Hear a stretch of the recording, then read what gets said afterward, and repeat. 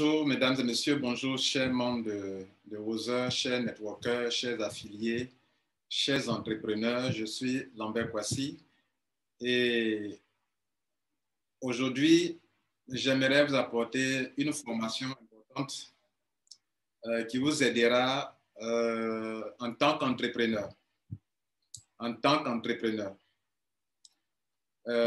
Robert Kiyosaki a dit la chose suivante que je vous montre. Robert Kiyosaki, écoutez-le. C'est par là que j'introduis.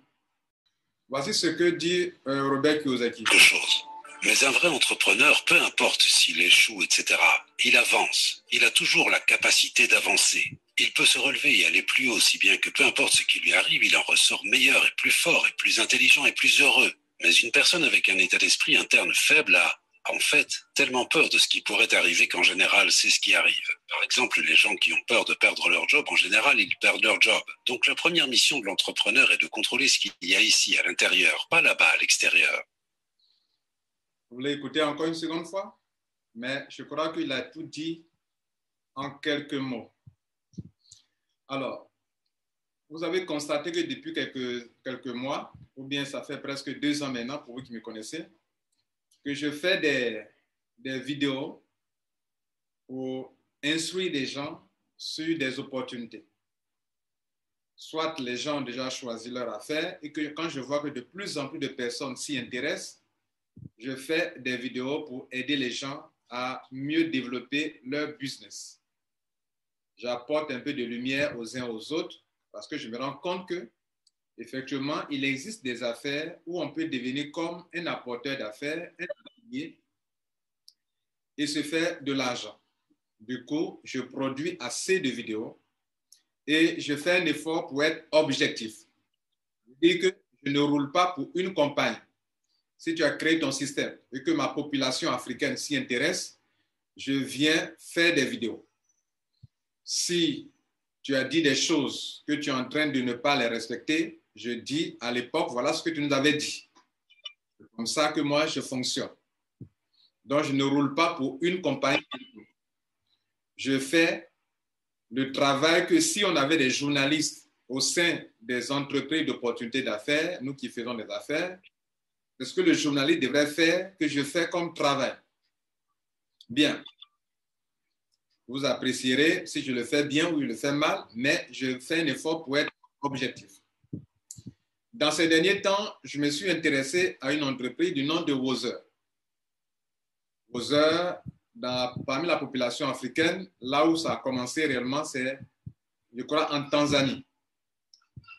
Ils ont un grand nombre de clients en Tanzanie. Ils ont un grand nombre de clients au Sénégal. Et aujourd'hui, dans les pays de l'Afrique de l'Ouest, beaucoup de personnes s'y intéressent. À Wozer est une entreprise internationale. Alors, avant donc de m'intéresser à une compagnie, j'essaie de voir, de lister quand même des points importants. Parce que dans le passé, moi-même, j'ai perdu de l'argent dans les entreprises. Donc, je ne me gère plus maintenant sur la compagnie en me basant sur ce qu'un tel peut gagner. Ce n'est pas ce qui m'attire dans une compagnie. Des gens peuvent gagner de l'argent, mais ça ne m'intéressera jamais.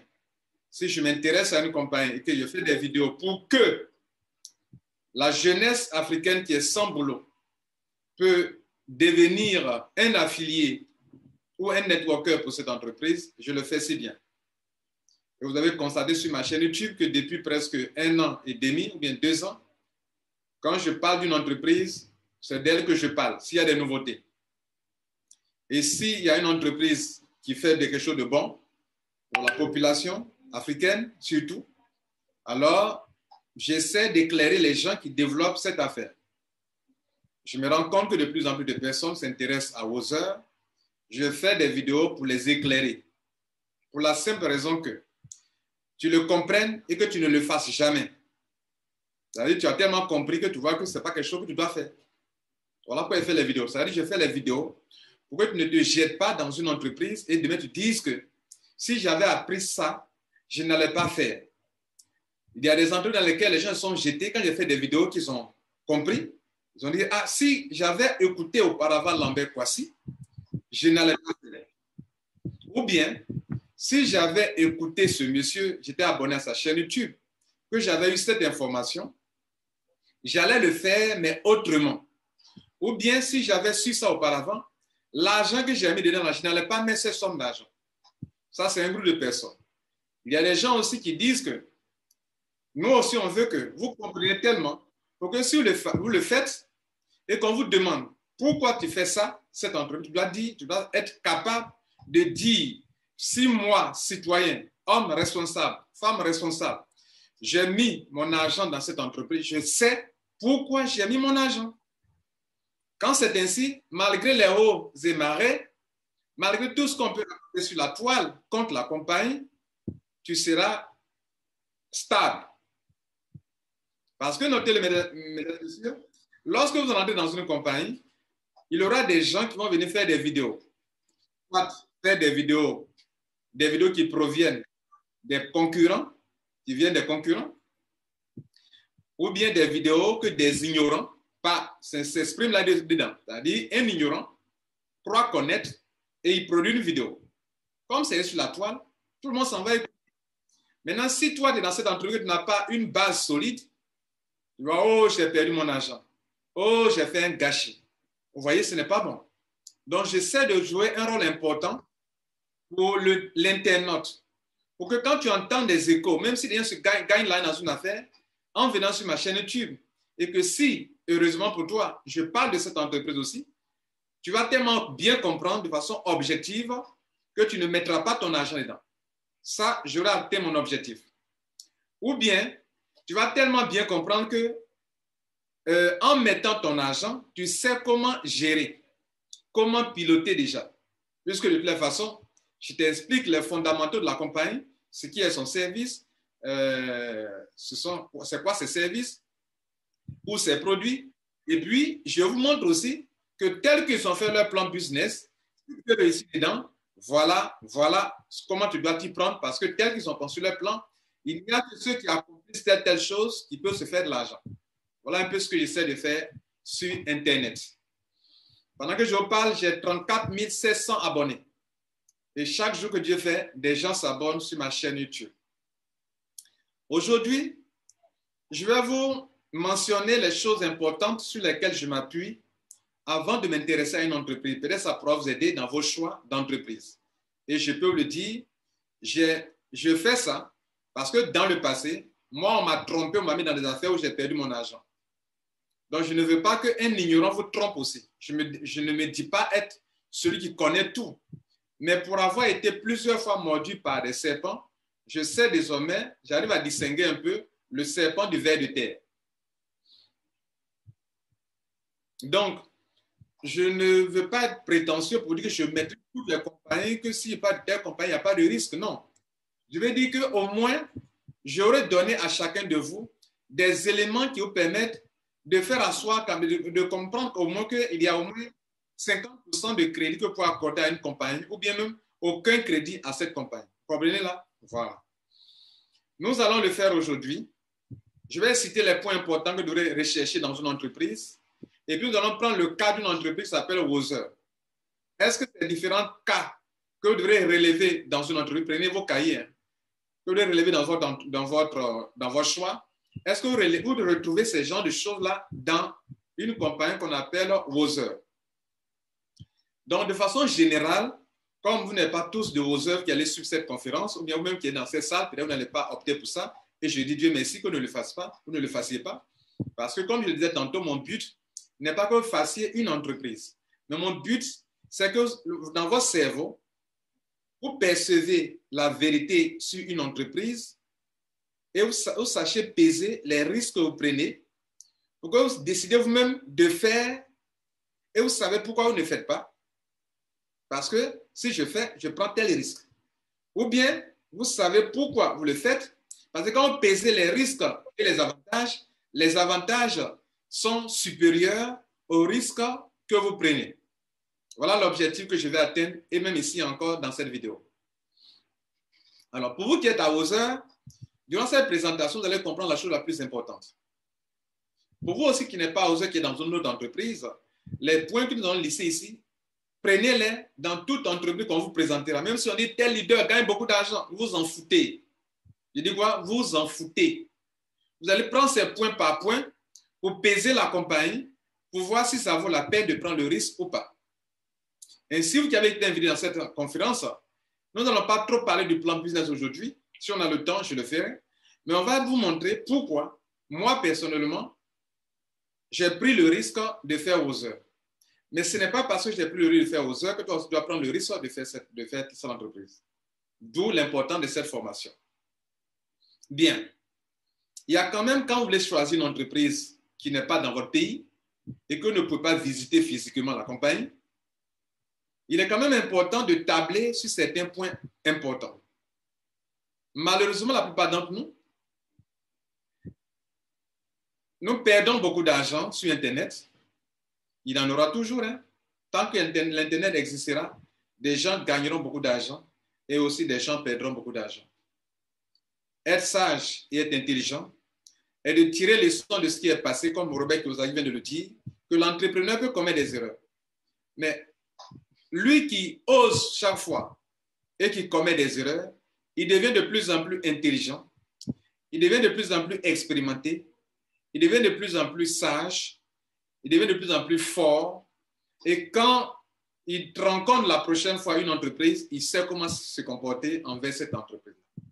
C'est ce que je fais, mesdames et messieurs. J'ai commencé les affaires en ligne depuis 2005 jusqu'à aujourd'hui. Nous sommes en 2021.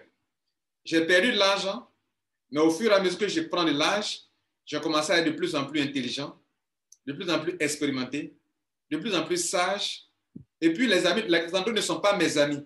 Elles ne sont pas mes amis. J'ai vu que si elles veulent te tuer, bon, en guillemets, c'est-à-dire qu'elles veulent te couper la tête, couper ton argent, elles s'en foutent. Si tu les as bâtis, qu'elles veulent te supprimer, elles s'en foutent. Et encore, si tu ne fais pas attention, toi tu es leader, tu vas emmener tes frères et sœurs africains dans une fausse entreprise. Donc il faut être objectif. Il ne faut pas rouler pour la compagnie, c'est ce que j'ai fait tout à l'heure au sujet de façon générale, mais en particulier pour Roser. Il ne faut pas rouler pour la compagnie. Il ne faut pas aussi rouler pour les membres.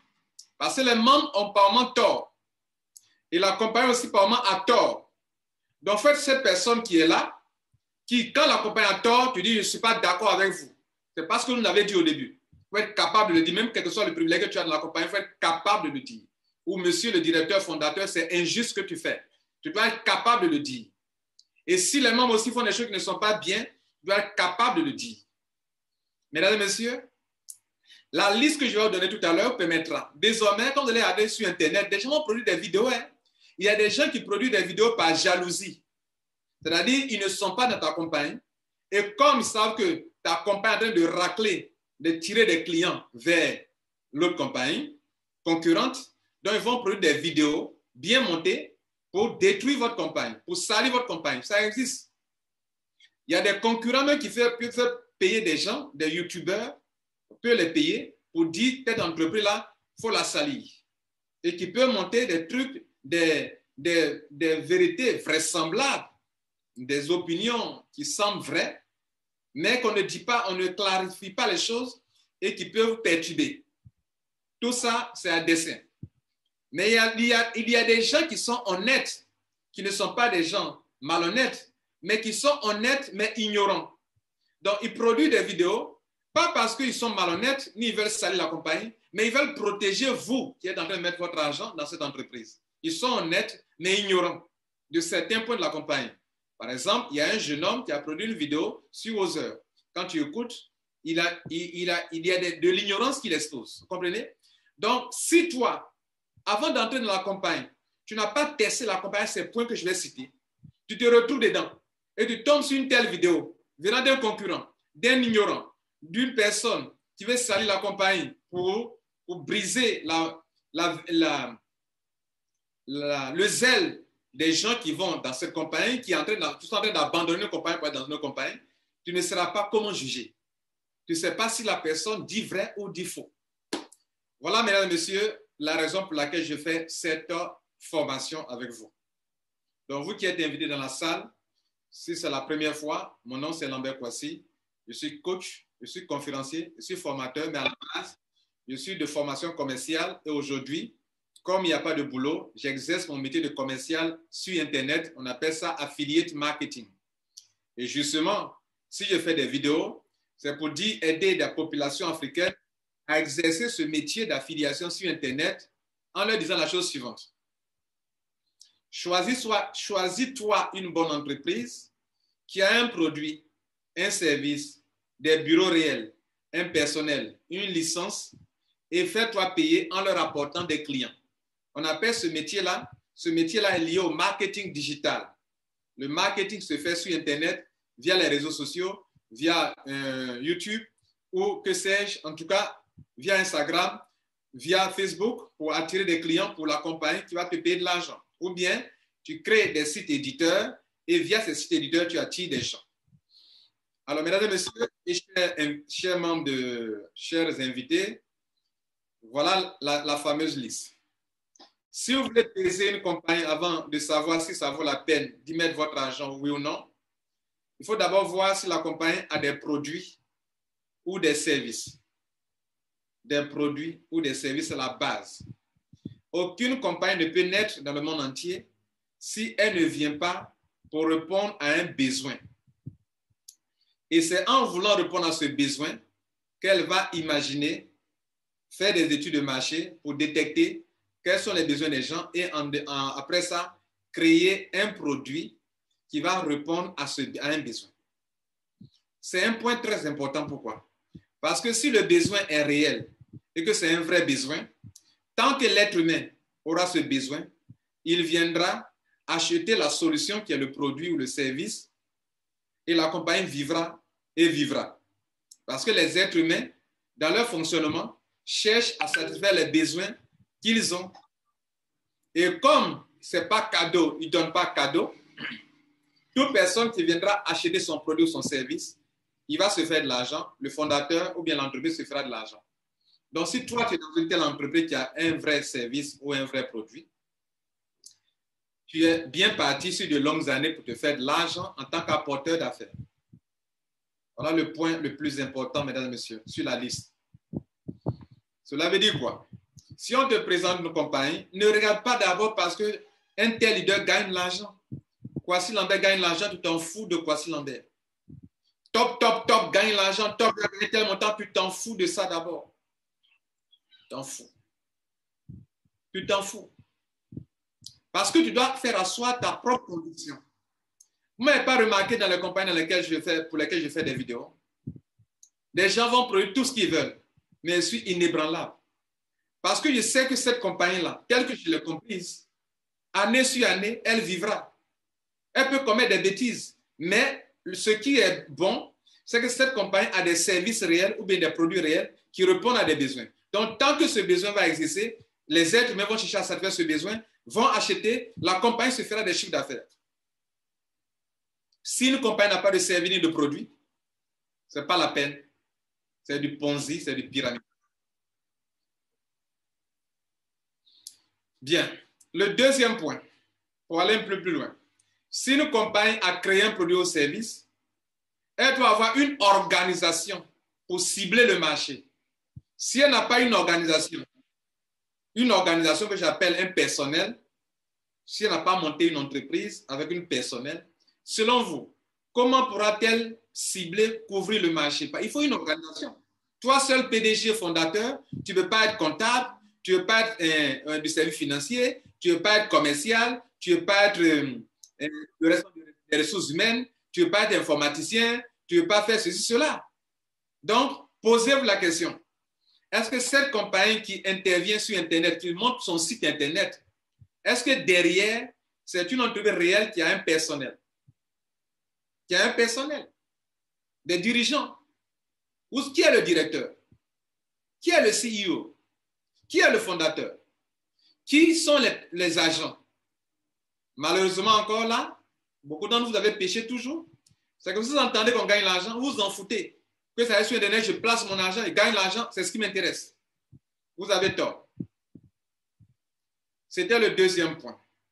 Le troisième point, Est-ce que la compagnie a des bureaux réels avec des téléphones réels? Est-ce qu'on peut la joindre facilement sans passer par Internet? Ou bien, est-ce que, hormis les emails, on peut chatter avec elle sur WhatsApp? On peut l'appeler au téléphone? Est-ce qu'on peut visiter les bureaux? Est-ce qu'elle a des bureaux? Est-ce qu'elle a des locaux? Bien évidemment, normalement, hein, si elle a un personnel, le personnel va travailler où? Pas au dehors, pas sur Internet seulement, mais il faut qu'il ait des bureaux réels. Mais souvent, ça dépend des activités que la compagnie fait. Mais une compagnie qui se veut sérieuse et internationale doit avoir au moins un siège quelque part. Un siège quelque part au moins. Même si ce n'est pas dans tous les pays du monde. Mais là où tu dis que tu as commencé là au moins, là, tu dois avoir un bureau. Si elle n'a pas de bureau et que depuis que vous êtes dedans, vous mettez les millions, vous ne voyez pas leurs produits. Elle peut dire qu'on fait ça.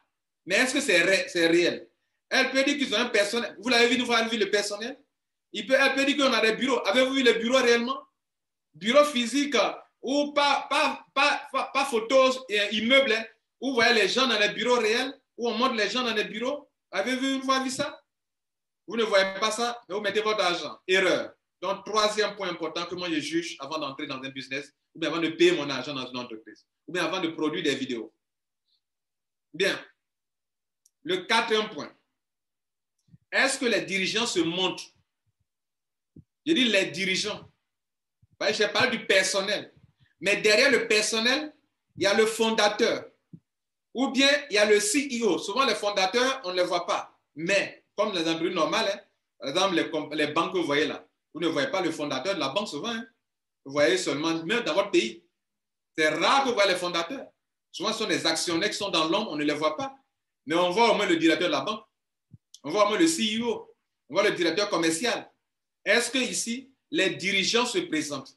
Une compagnie qui génère des milliards et que c'est une seule personne que vous voyez, c'est une compagnie qui doit avoir des problèmes. Parce qu'une seule personne ne peut pas gérer cette compagnie. Donc, qui sont les dirigeants? Connaissez-vous le nom du CEO, du directeur commercial, du directeur financier? Même si ça est sur Internet, vous devez chercher à savoir. Je vous parlerai de vos yeux. Je vous citerai le nom du directeur. Qui était le premier CEO? Qui l'a remplacé? Qui est directeur de temps en temps? Je vous les présenterai. Et quand vous parlez d'une compagnie, vous devrez savoir ça. Et n'essayez pas de se contenter seulement du plan binaire. Oh, c'est rentable. Et puis on rentre. Oh, c'est rentable. Oh. Non. Tu dois savoir pourquoi tu rentres. Et si demain il y a un problème, tu es serein et imperturbable. Si un ignorant produit une vidéo, tu es serein et imperturbable. Donc, les dirigeants. J'ai parlé du personnel d'abord. Je parle maintenant des dirigeants.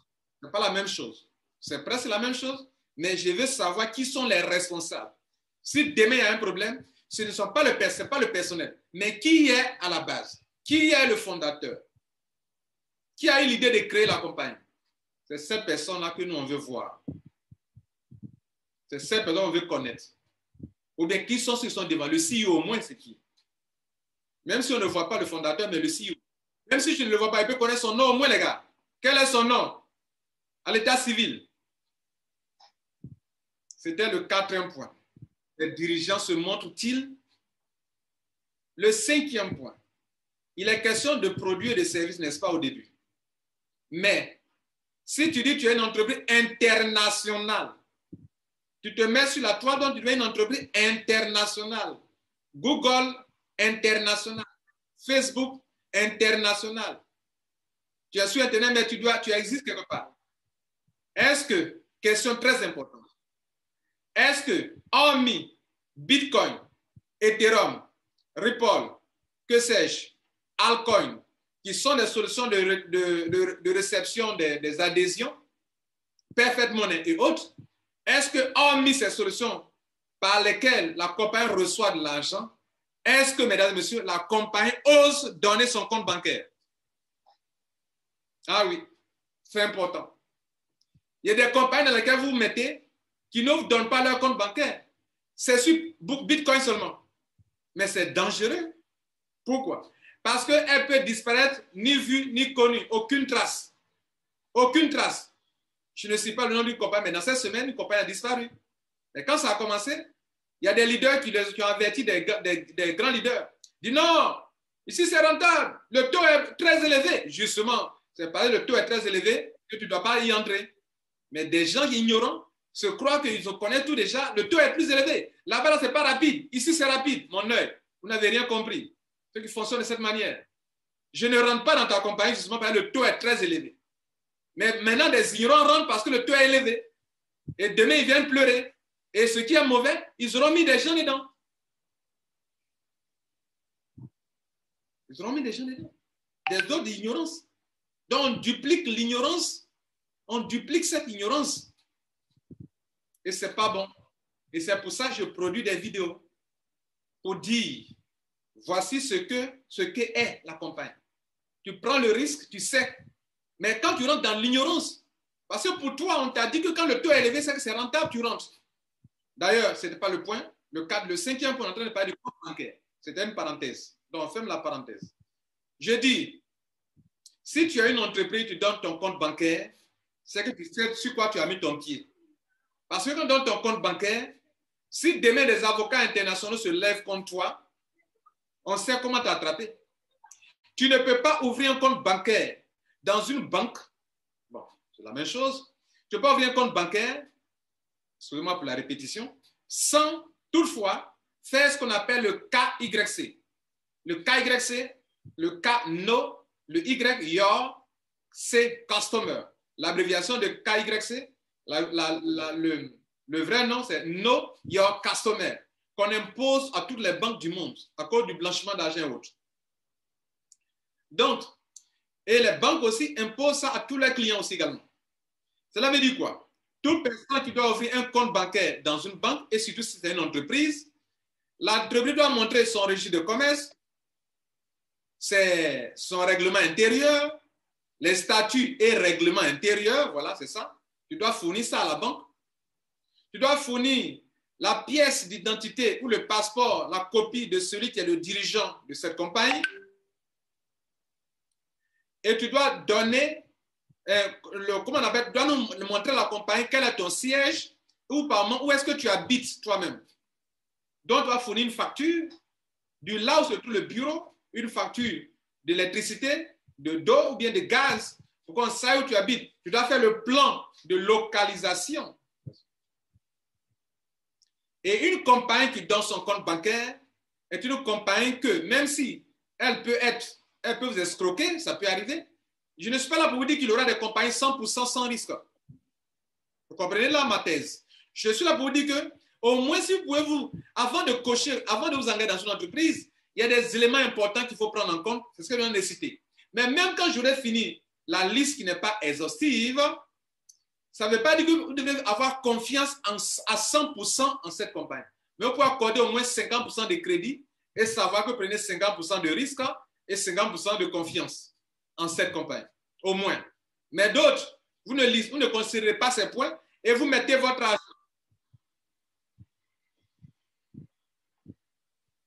Le sixième point. Est-ce que depuis 1 an, 2 ans que la compagnie existe, est-ce qu'il n'y a pas encore des plaintes en ce qui concerne les retraits? La compagnie a fait combien d'années? 1 an déjà? Est-ce que quand on part de fouiller, il n'y a pas des gens qui disent que on m'a payé, je ne peux pas retirer mon argent? Est-ce qu'il y en a? Est-ce qu'il y a des plaintes après 1 an, 2 ans? Si pendant que vous rentrez là, est-ce qu'il y a des plaintes? Pendant que vous êtes en train de rentrer, peut-être pendant que vous rentrez, il n'y a pas de problème de paiement. Donc là, vous pouvez cocher. Il n'y a pas de plainte. Est-ce qu'il y a des gens qui sont rentrés, qui sont mécontents? Parce que toi, tu vas mettre ta tête dans le même trou là. Mais ils sont là-bas, ils ont la fumée. Tu veux mettre ta tête dedans là-bas aussi? Ils sont dans le trou. Ils ont la fumée dans les yeux. Ça brûle. Ils ne peuvent pas sortir. Toi encore, tu veux mettre ta tête dedans. Donc, avant de mettre ta tête dedans, renseigne-toi pour savoir s'il n'y a pas un problème de paiement. Quand il n'y a pas de paiement, ce n'est pas ce que je devrais dire. Est-ce que les gens retirent leur argent? Parce qu'il y a des gens qui sont riches sur Internet, mais dans la réalité, qui sont pauvres. Tu as beaucoup d'argent sur Internet, mais puis dans la réalité, tu es pauvre. Parce que l'argent, les chiffres que tu vois dans ton back-office, ce n'est pas du vrai argent. Tant que tu n'as pas retiré, ce n'est pas encore du vrai argent. C'est quand tu retires, soit en cash, ou en crypto-monnaie réelle, Bitcoin ou Ethereum, etc., là, tu peux dire que c'est de l'argent réel. Donc, la question de savoir, est-ce que depuis 1 an, 2 ans, est-ce qu'il y a des mécontents au niveau du retrait? Et pourquoi? Bon, quand on dit un retrait, ça ne veut pas dire que la compagnie ne te paye pas. Elle te paye dans ton back-office. Mais est-ce qu'on retire sans problème? Ça, c'est un point important.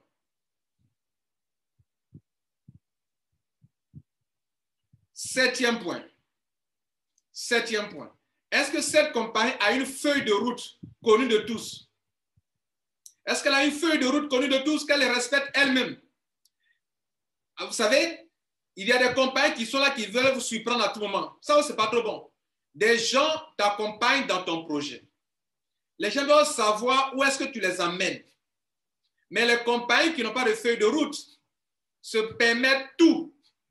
Tu dois savoir, quand tu rentres dans une compagnie qui a 1 an, une compagnie évolue. Et celui qui a créé doit savoir, il est le pilote. Il doit vous dire, les gars, quand vous prenez l'avion d'ailleurs, le pilote prend la parole, il vous salue. Il dit, bon, on va partir, on va faire escale dans telle ville, et après on va faire ceci, et notre temps de vol sera de 2 heures. Ce sera de 5 heures. Ce sera de 6 heures. N'est-ce pas? Donc, en ligne, sur Internet, une compagnie qui se veut une compagnie sérieuse, pour ne pas se faire toujours suivre. Si demain vous venez plaindre, dis-moi, est-ce que je t'ai donné une feuille de route? Tu te plains de moi, pourquoi? C'est moi qui ai ma feuille de route, je peux faire ce que je veux. Ça, c'est un problème, Mais il y a les compagnies qui te donnent une feuille de route, c'est-à-dire qu'elles vont vouloir respecter leur feuille de route. Et elles te montrent ça, qu'en telle année, en tel mois, nous allons faire ça. Et la date arrive, elle le fait. Et quand tu rentres dans la compagnie, tu vois qu'elle a déjà respecté tout ce qu'elle avait dit, ça et là, et on est en train d'avancer. Ça là, c'est très important, mesdames et messieurs. Donc voilà un peu des choses très importantes que vous devrez prendre au sérieux. La feuille de route. D'autres n'en ont pas. Mais s'il vous plaît, ce n'est pas aussi forcément parce qu'une compagnie n'a pas de feuille de route qu'elle n'est pas sérieuse.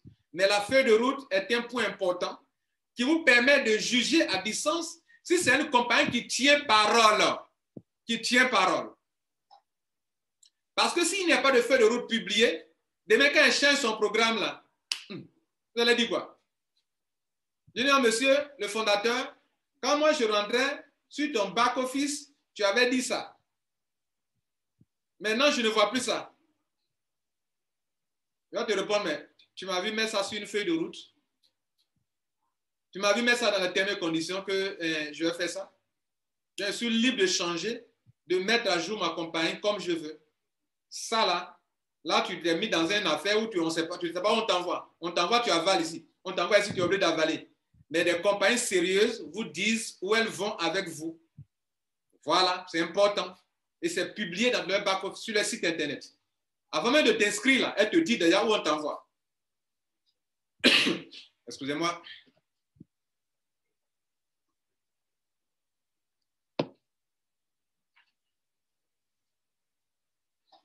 Bien, on continue.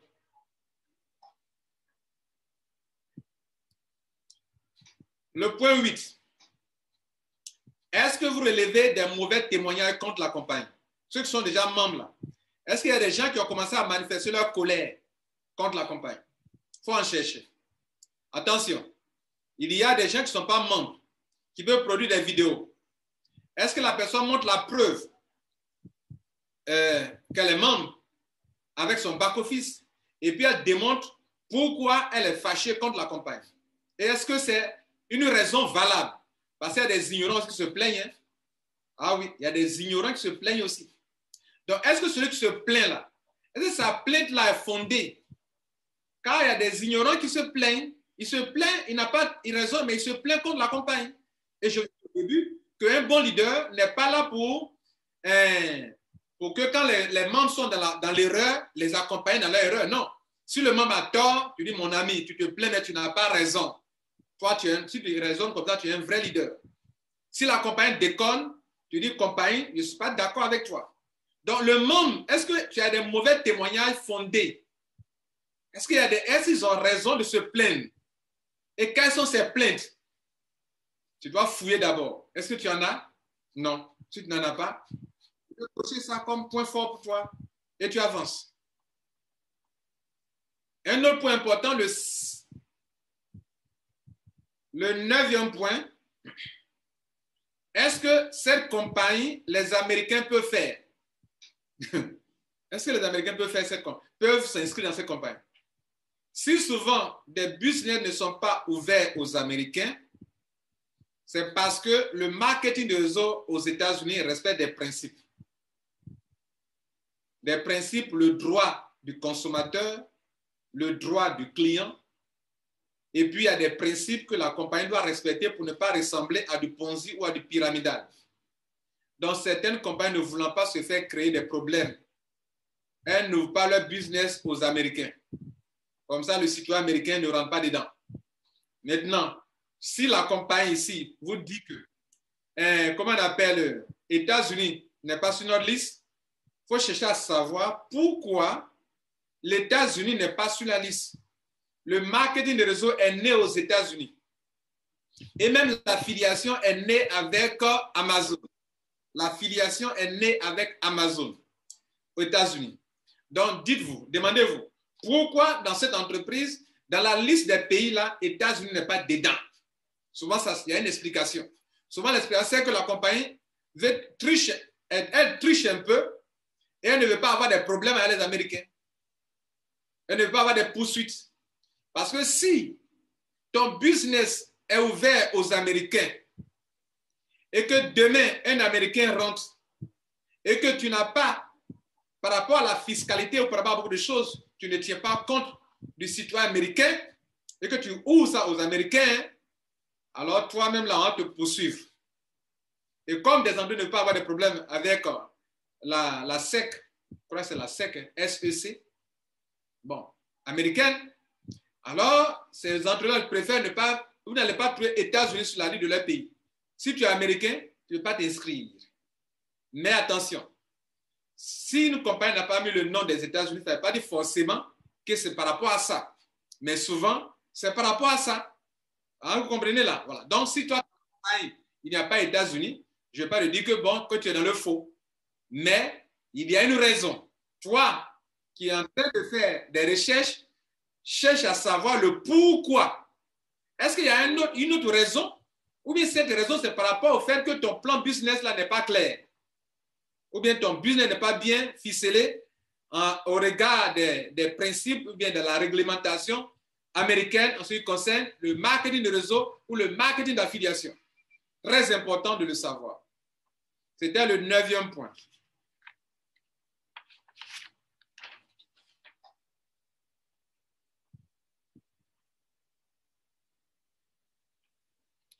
Excusez-moi.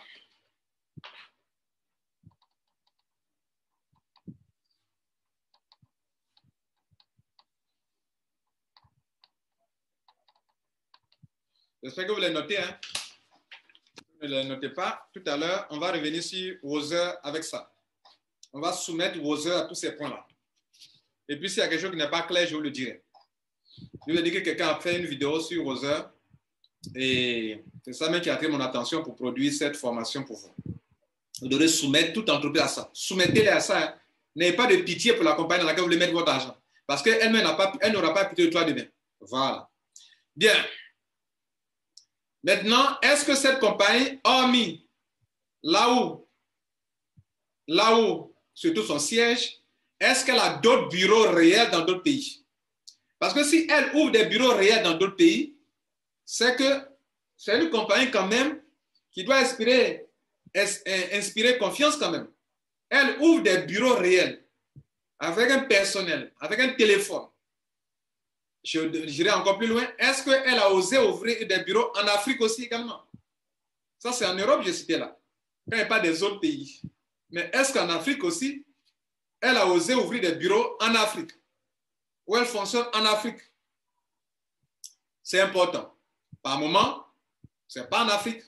Mais si même ce n'est pas ouvert en Afrique, mais qu'en Europe, dans les grandes capitales, on parle aux États-Unis, dans les grands pays, aux États-Unis, Hong Kong, Chine, Thaïlande, Philippines, dans tous ces pays du monde, Allemagne, Espagne, tous ces pays, Italie, la compagnie ouvre des bureaux, vous devez la prendre au sérieux.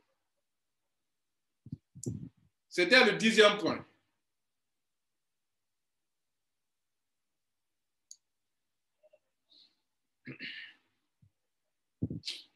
Maintenant, est-ce que, le 11e point, est-ce que elle vous montre des licences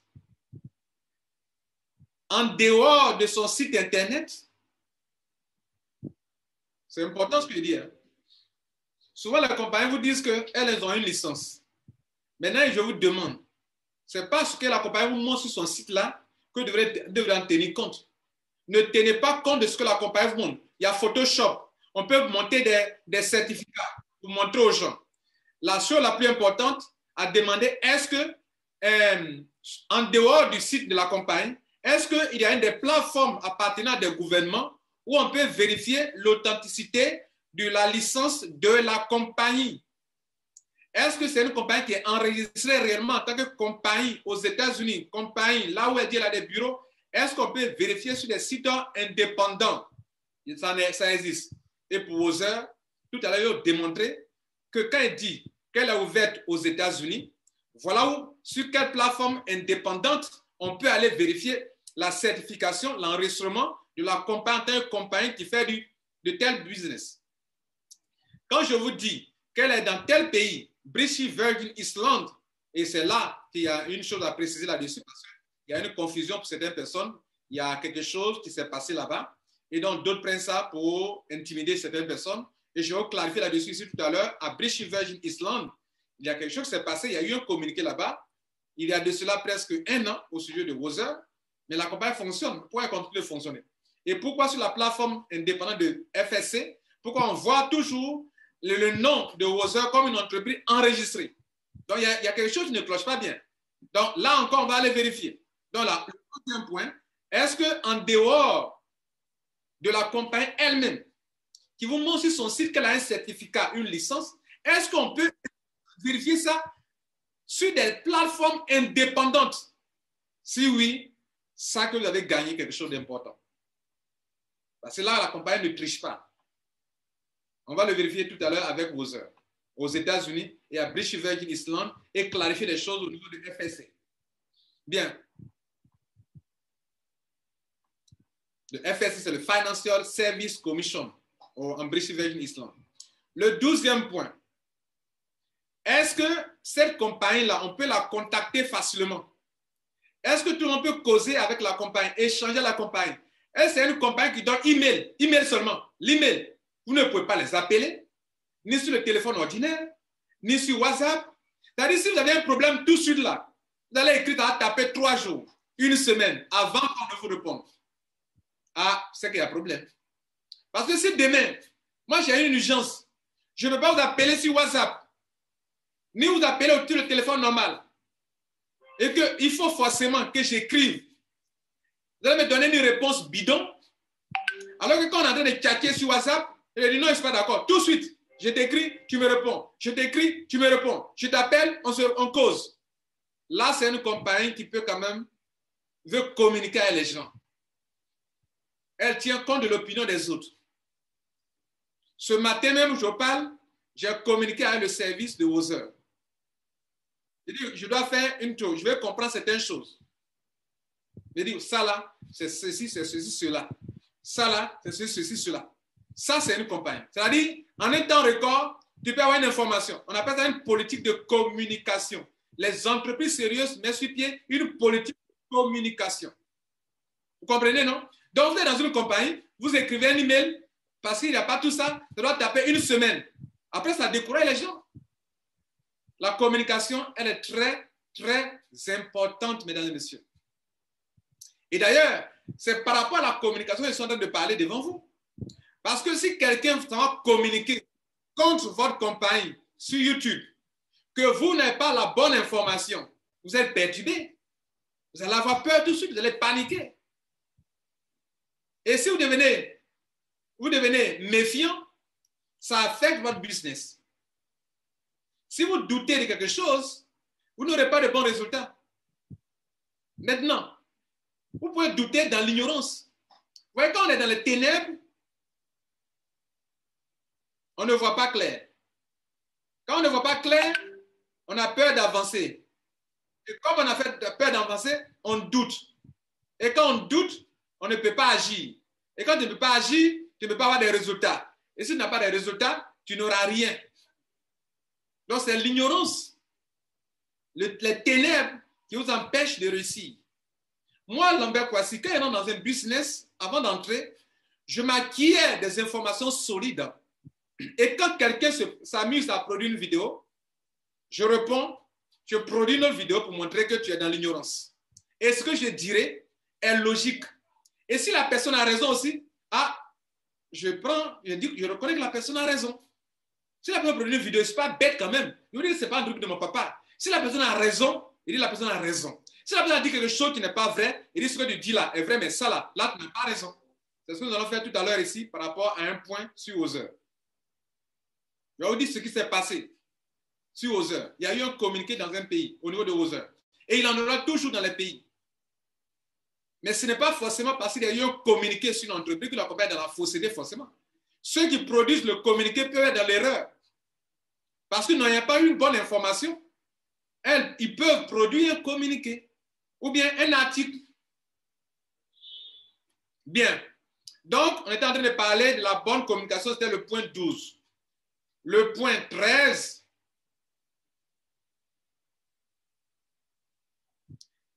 Le point 13. Est-ce que il y a des retraits par carte Visa? Ça, c'est un bonus, hein? Pas forcément. Est-ce qu'on peut retirer l'argent par carte Visa? Ou bien par Mastercard? Est-ce qu'on peut retirer son argent par guichet automatique? Voilà la question.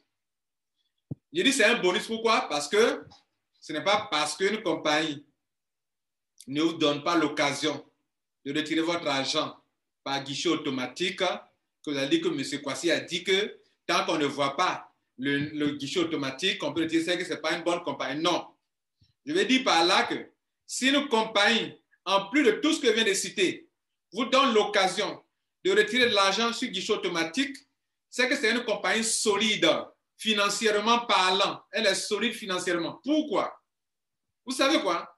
Vous savez pourquoi elle dit ça? Si une compagnie internationale vous donne l'occasion de retirer de l'argent sur n'importe quel guichet automatique, c'est qu'elle est financièrement posée. Pourquoi? Je vous explique. En fait, pourquoi beaucoup de compagnies ne peuvent pas permettre à leurs membres de retirer l'argent par guichet automatique? Parce qu'il y a une condition. Pour que tu puisses traiter de cette manière, tu dois avoir un compte Visa toi-même ou bien un compte Mastercard toi-même en tant qu'entreprise.